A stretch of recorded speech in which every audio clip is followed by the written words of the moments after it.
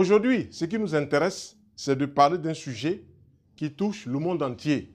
Mais nous allons donner seulement notre point de vue.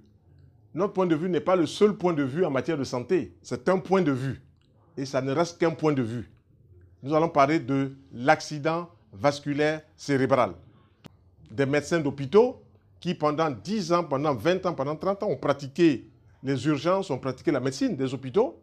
Et puis, eux-mêmes ont rencontré des problèmes de santé. Ça arrive. Le médecin n'est pas exempt de maladie. Toute personne peut tomber malade, mais il y a des règles qu'il faut respecter pour ne pas tomber malade tout le temps. Et ayant essayé la médecine des hôpitaux, ça ne leur a pas souri comme ils le souhaitaient. Ils ont commencé à chercher du côté des pays anglophones. Ils ont été du côté de Londres, et puis ensuite ils ont été du côté des États-Unis. Cela a duré 5 ans, 10 ans, et quand ils sont revenus, ils ont mis sur place un enseignement, parce que les anglophones avaient déjà des écoles de naturothérapie. Aux États-Unis, il y avait 12 écoles de naturopathie, comme on l'appelait au départ. Et donc, ce n'est pas une affaire d'aujourd'hui, c'est depuis 1800. Et donc, ils ont pratiqué, ils sont rentrés. Un des premiers même à parler de cela, c'est le biologiste Marchesseau, Pierre-Valentin Marchesseau, qui, déjà dès 1929, il est rentré des États-Unis et il a commencé à parler de naturopathie. Mais en 1929, il a fait sa première conférence, il y avait 2 personnes. En 1929, la préoccupation des gens, ce n'était pas la naturopathie. C'était comment on va manger, comment on va sortir d'un circuit politique qui fatiguait les Européens. Il y avait la Première Guerre mondiale qui était finie, la Deuxième Guerre qui semblait commencer à se préparer, 39-45.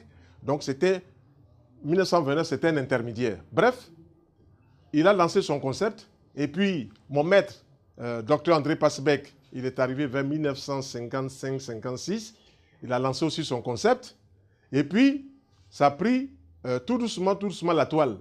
Et aujourd'hui, comme je vous le disais tantôt, cet enseignement-là a été proposé à près de 4500 médecins en CHU Bobigny en France, banlieue parisienne, où 4500 médecins, infirmiers et sages-femmes sont venus découvrir ce qu'est la naturothérapie. Parce que ça ne fait pas partie du cursus normal de la médecine des hôpitaux. Cela a été enseigné, ceux qui le pratiquent, c'est bon.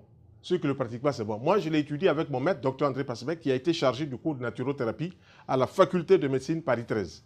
Donc, j'avais une vue quand même déjà assez extensionnelle des choses de la santé. Donc, l'accident vasculaire cérébral, ça peut arriver à tout le monde. Mais qu'est-ce qu'il faut faire pour ne pas être atteint d'accident vasculaire cérébral? C'est ce que je vais présenter moi, et puis donner quelques conseils vraiment pratiques. Donc, là